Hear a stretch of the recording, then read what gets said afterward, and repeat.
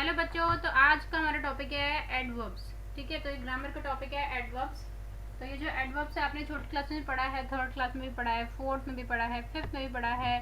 तो ये जो बेसिकली है ये आपका सिक्स क्लास के लिए है, जिसमें मैंने आपका सारा कंप्लीट कॉन्सेप्ट आपको एक्सप्लेन करा है। एडवर्ब क्या होते हैं, एडवर्ब के टाइप्स क्या होते हैं, उसको आप कैसे यूज़ करोगे, और उसके बेसिस पे हम लोग एक एक्सरसाइज भी करेंगे इसके अंदर।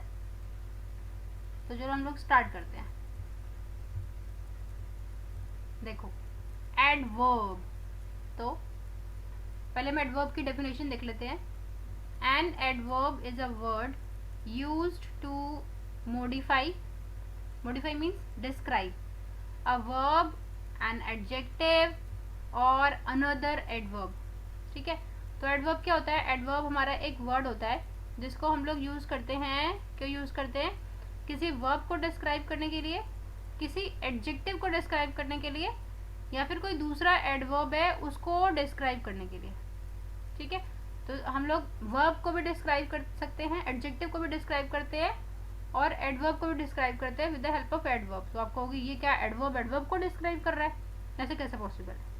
पॉसिबल है। एग्जांपल्स देखते हैं नीचे हम लोग। जैसे मैंने लिखा आई विल ईट लेटर।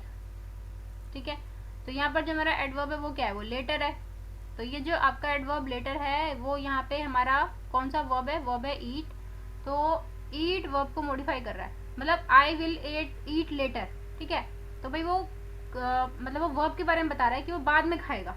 वो कब खाएगा? वो बाद में खाएगा। तो यहाँ पर जो आपका लेटर है वो आपका एडवर्ब है। ठीक है, अब नेक्स्ट देखिए, the place was strangely quite. तो यहाँ पर जो आपका एडवर्ब है जो कि क्या है? स्ट्रेंजली है, मॉडिफाइज द एडजेक्टिव क्वाइट। तो ये क्वाइट एडजेक्टिव को मॉडिफाई कर रहा है, जो स्ट्रेंजली है ना आपका, strangely. Right, the place was strangely quite. अब क्वाइट क्या है? देखो ये क्या कह रहा है कि जो प्लेस क्या था, प्लेस कैसा था? प्लेस था वो क्वाइट। ठीक है, बिल्कुल चुप था प्लेस, एकदम बिल्कुल शांति थी वहां पर। और मतलब कैसा क्वाइट था? तो स्ट्रेंजली क्वाइट था। बहुत स्ट्रेंज है कि वो जो प्लेस था बिल्कुल क्वाइट था, ऐसा होना नहीं चाहिए था क्वाइट, बट वो क्वाइट है। तो यहाँ पर जो ये आपका स्ट्रेंजली है ये किसको डिस्क्राइब कर रहा है? क्वाइट को, कि कैसा क्वाइट था वो एकदम स्ट्रेंजली क्वाइट था।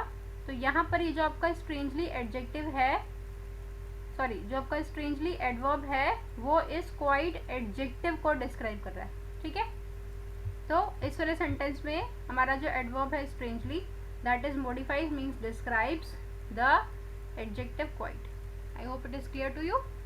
Now the next is he is almost always busy.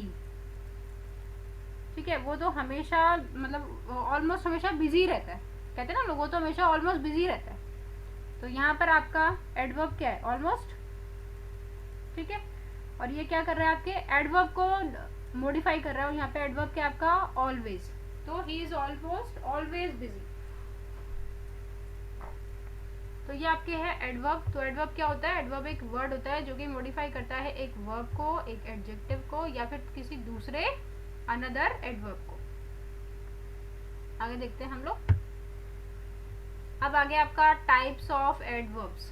तो यहाँ पे मैंने कुछ आपके एग्जांपल लिखे हैं एडवर्ब्स के। पहला है हमारा हैप्पीली, दूसरा आपका है quickly, third is always, and then fast. These are the examples of adverbs. तो अब हम लोग टाइप्स पे जाते हैं, टाइप्स देख लेते हैं हम लोग।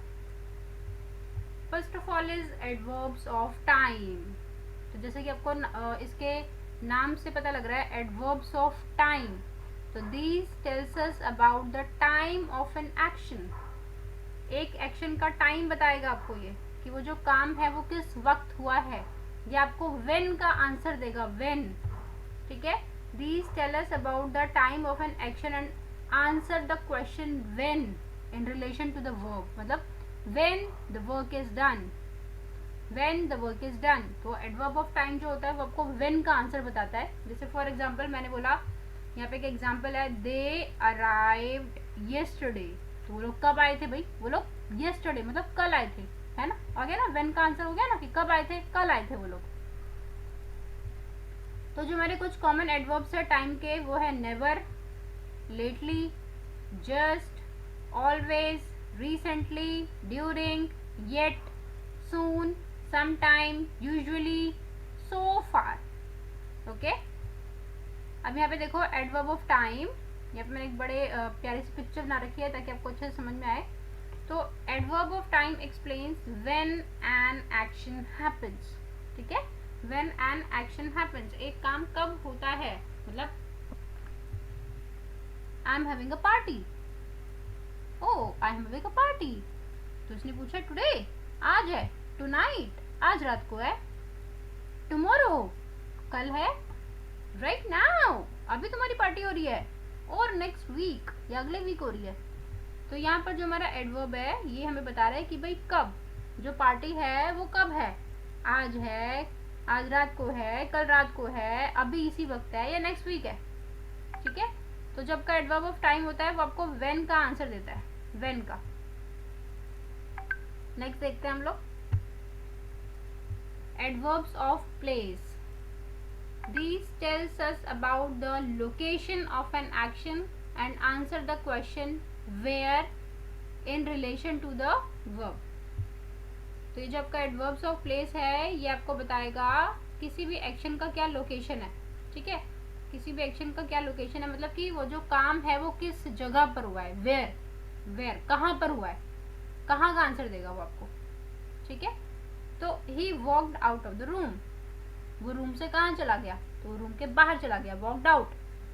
ठीक है, बताया ना इसने कि भाई वो कहाँ चला गया, वेयर, वो रूम से बाहर कहाँ गया, वेयर. तो he walked out of the room.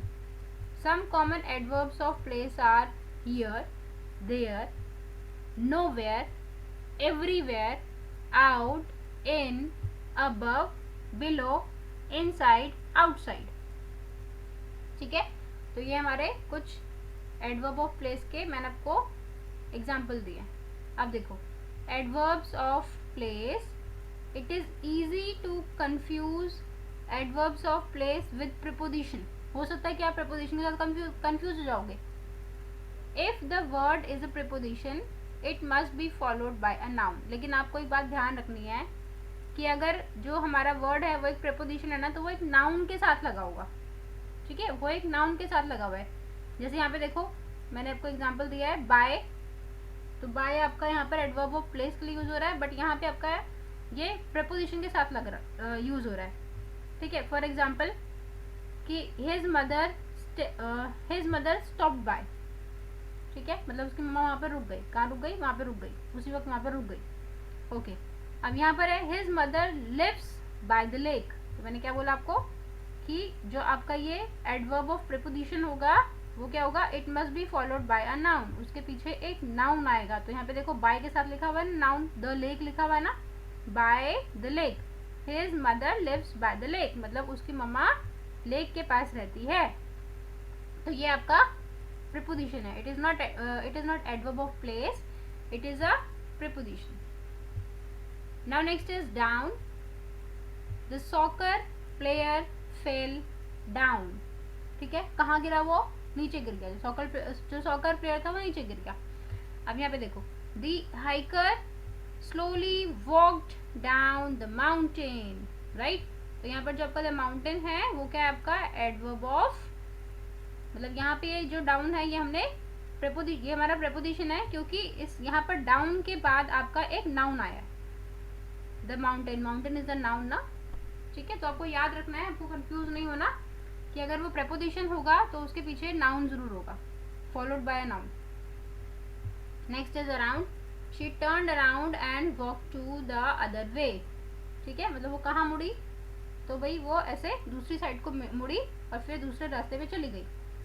She walked around the corner. Around the corner, तो ये जो द कॉर्नर है ये आपका नाउन है. She walked around the corner to her destination. Next is behind. The teacher warn the students not to fall behind. ठीक है, मतलब कि टीचर ने वॉर्न किया स्टूडेंट्स को कि आप लोगों को पीछे नहीं गिरना है. कहाँ नहीं गिरना है, पीछे नहीं गिरना है. नॉट टू फॉल बिहाइंड आ गया ना, इसने आपको वेयर का आंसर दे दिया ना. और यहाँ पर the car lost its toy behind the sofa. देखो बिहाइंड के पीछे सोफा लगाया हमने, द सोफा. तो सोफा क्या आपका ये नाउन है, दिस इज अ प्रीपोजिशन. ठीक है, तो आई होप आपको ये क्लियर हो गया होगा। नेक्स्ट देखते हैं हम लोग next type of adverb, adverbs of manner. तो these tell us about the quality of an action, quality of an action and answer the question how in relation to the verb। ठीक है, ये क्या करेगा, आपको एक एक्शन की quality बताएगा और उसके बाद ये आपको हाउ का आंसर देगा। Like for example she sings melodiously, है ना, वो कैसे सिंग कर रही है भाई, मेलोडियसली, बहुत ज़्यादा अच्छा सिंग कर रही है, बहुत ज़्यादा मतलब सुरीला अच्छा वो गा रही है। तो इसने बताया ना कि उसके मतलब जो उसका गाने की जो क्वालिटी है वो कैसी है, क्वालिटी ऑफ एन एक्शन। तो उसका वो जो सिंग कर रही है उसकी क्वालिटी कैसी है, तो वो मेलोडियसली गा रही है। ठीक है, और अगर आप वैसे सिंपल वे में देखोगे तो वो कैसा सिंग कर रही है, हाउ इज शी सिंगिंग, तो शी सिंग्स मेलोडियसली। अब कुछ आपके कॉमन एडवर्ब्स होते हैं मैनर के, वो है neatly, slowly, quickly, sadly, calmly, politely and loudly. Now look at your adverbs of manner। तो adverbs of manner explain how an action happens। एक action कैसे होता है, एक काम कैसे होता है। तो dress up for my party, इसने बोला dress up for my party, तो ये कह रहा है should we dress up casually, क्या हम लोग को casually dress पहननी है, casually dress up होना है। should we dress formally, या फिर हम लोग को formal wear पहनने हैं। शुड वी ड्रेस एलिगेंटली, मतलब बहुत ब्यूटीफुल से दिख रहे हैं आपको, एलिगेंटली। ठीक है, शुड वी ड्रेस कंफर्टेबली, या फिर हम लोग ऐसे कपड़े पहने जिसमें हम लोग कंफर्टेबल है। तो उसने बोला ना कि भाई ड्रेसअप फॉर माई पार्टी, तो कैसे ड्रेसअप होए, कैजुअली होए, फॉर्मली होए, एलिगेंटली होए, या फिर कंफर्टेबली हो जाए, जैसे कंफर्टेबल है वैसे हो जाए। ठीक है, तो आपका जो एडवर्ब ऑफ मैनर है वो आपको हाउ का आंसर देता है कि how an action happens. Next is adverbs of degree। तो these tells us about the intensity of an action, intensity of an action and answer the question how much in relation to the verb। intensity को दिखाता है आपका कि मतलब कितना ज़्यादा, कितना ज़्यादा। like for example it is too hot outside, तो भी कितना hot है, how much hot is it outside, तो too hot, बहुत ज़्यादा hot है। ठीक है, तो आपका जो एडवर्ब ऑफ डिग्री होगा वो आपको हाउ मच का आंसर देगा। कुछ हमारे कॉमन एडवर्ब ऑफ डिग्री है जैसे कि ऑलमोस्ट हो गया आपका, quite, nearly, too, enough, just, hardly. तो एडवर्ब ऑफ डिग्री क्या करता है, आपको हाउ मच का आंसर देता है। Like for example extremely, incredibly, very. Before the adjective they go with We are incredibly tired, मतलब तुम कितने ज़्यादा थके हुए हो, तो हम लोग बहुत ज़्यादा थके हुए, We are incredibly tired। और अगर आप much और a lot का यूज़ कर रहे हो तो after the verb और verb phrase they go with, मतलब verb के बाद आएगा आपका, ठीक है, या फिर किसी verb phrase के बाद आएगा आपका ये। तो Britons drink a lot, जो ब्रिटेन्स है वो बहुत ज़्यादा ड्रिंक करता है, ड्रिंक अ लॉट। इसके बाद अगर आप अ बिट या अ लिटिल यूज़ कर रहे हो तो वो आपका किसी एडजेक्टिव से पहले आएगा या फिर किसी एडवर्ब के बाद आ सकता है, सॉरी, या फिर किसी वर्ब के बाद आ सकता है या किसी वर्ब फ्रेज के बाद आ सकता है। Like for example I am a little tired, तो यहाँ पे टायर्ड क्या है आपका, टायर्ड यहाँ पे एक वर्ब है। ठीक है, तो यहाँ पे हमने लगा दिया a little. She sleeps a bit in the afternoon। अब देखो यहाँ पर आपका आपने वर्ब के बाद इसको यूज़ करा है, मैंने बोला ना कि आफ्टर अ वर्ब, तो यहाँ पे आपने इसको वर्ब के बाद यूज़ करा है। She sleeps a bit in the afternoon, मतलब कि आफ्टरनून में वो कितना सोती है, हाउ मच, कितना सोती है, वो थोड़ा सा सोती है, a bit। तो आई होप आपको क्लियर हो गया होगा एडजेक्टिव ऑफ डिग्री, जो कि हम लोग को हाउ मच का आंसर देता है। नेक्स्ट देखते हैं हम लोग adverbs of frequency। तो these tell us how frequently an action takes place। ठीक है, एक जो एक्शन है वो कितनी बार होता है, कितनी मतलब लाइक उसकी फ्रीक्वेंसी क्या है, हाउ फ्रीक्वेंटली, कितनी बार वो होता है, बहुत मतलब बहुत जल्दी जल्दी होता है, बहुत कम होता है, एक तरह से आपको उसकी फ्रीक्वेंसी बताता है ये एडवर्ब ऑफ फ्रीक्वेंसी।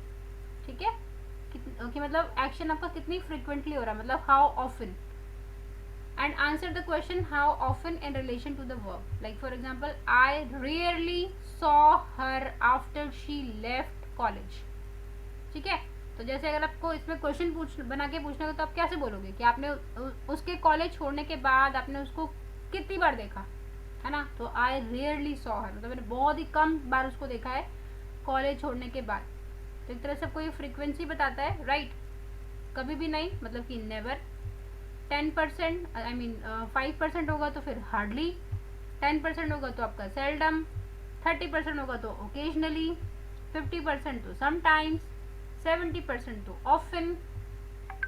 उसके बाद अगर आपका 85% है दिस मीन्स, तो उसके लिए आप फ्रिक्वेंटली या फिर यूजुअली यूज कर सकते हो.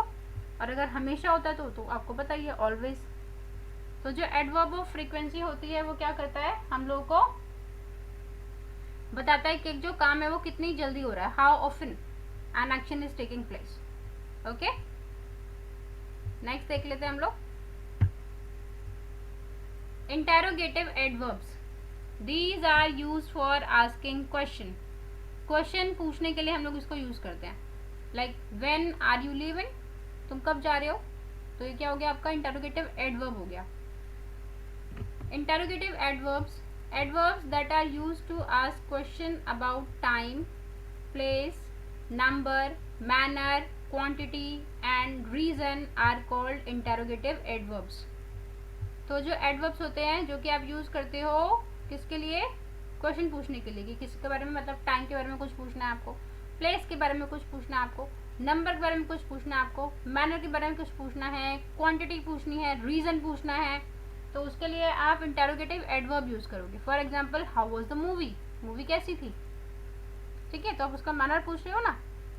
When does the play begin, play कब स्टार्ट होता है, तो आप टाइम पूछ रहे हो यहाँ पर. Where is the new mall being built, जो नया मॉल है वो कहाँ बनने जा रहा है, तो यहाँ आपने प्लेस पूछा. वाई डोंट यू लाइक हर, तुम उसे पसंद क्यों नहीं करते, यहाँ पे आप रीजन पूछ रहे हो. ठीक है, तो हाउ, व्हेन, वेयर, वाई, ये सब क्या है हमारे, these all are the interrogative adjectives. तो ये था आपका इंटेरोगेटिव एडवर्ब जो कि आपको व्हेन का आंसर करेगा. ठीक है, अब नेक्स्ट देखते हैं हम लोग. ये आ गया आपका exercise. Complete the sentences with the best adverb.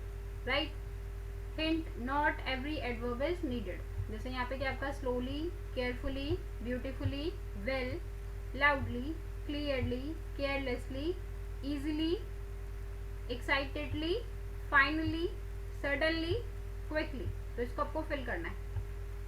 तो चलो हम स्टार्ट करते हैं. Come here, dash, you have to say this.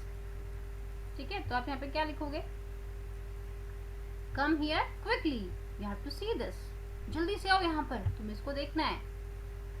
ठीक है, अब नेक्स्ट आपका है, We knew that she had got the job when we saw her dash talking on the phone.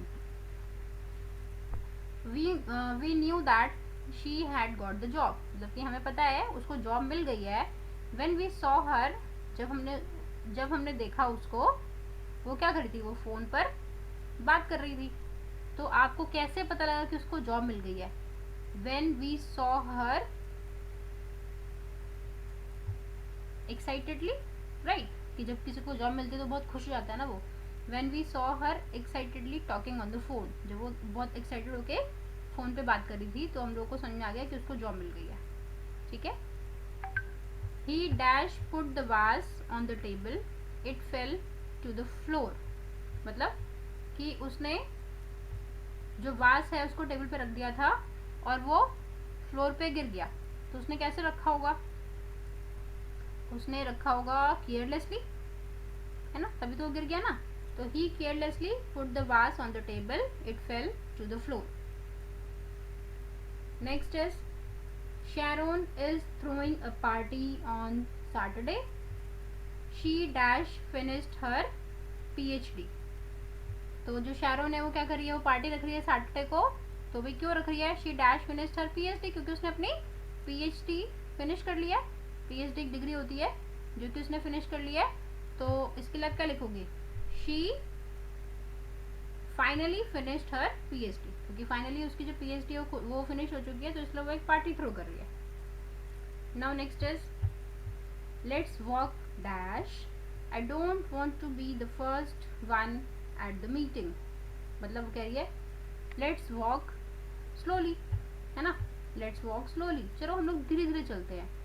I don't want to be the first one at the meeting, मैं नहीं चाहती कि meeting में सबसे पहले हम ही पहुंचे, क्योंकि वो लोग टाइम से पहले से घर से बहुत पहले टाइम से निकले हैं और उसको लग रहा है कि भाई हम लोग मतलब बहुत टाइम से पहले निकल चुके हैं। तो वो बोल रही है अपने फ्रेंड्स को let's walk slowly, I don't want to be the first one at the meeting. Now next is 6th one, Alex dash put up the bookshelves. It was too difficult for me to do on my own. ठीक है, तो वो कह रहा है कि भाई अब मतलब ये बहुत ज़्यादा डिफ़िकल्ट था मेरे लिए कि मैं जो बुक शेल्फ्स है उसको अरेंज कर पाता। तो Alex dash put up the bookshelves, तो एलेक्स के लिए वो इजी था बट वो मेरे लिए डिफ़िकल्ट था। ठीक है, तो Alex easily put up the bookshelves, Alex ने ईजिली बुक शेल्फ्स को पुट अप कर दिया, मतलब अच्छे से उसने उसको अरेंज कर दिया। It was too difficult for me to do on my own, मतलब मेरे लिए बहुत मुश्किल था उसको कर पाना। ठीक है, तो यहाँ पे आपका आ जाएगा ईजिली, मतलब आपको सेंटेंस को रिलेट करके फिर जाके इसमें से ना कोई आपको एडवर्ब ढूंढ के यहाँ पे लगाना है, जैसे मैं रिलेट कर रही हूँ उसको समझना है आपको क्यों क्या कहना चाह रहा है। Everything happened so dash we had to move to California in less than a month.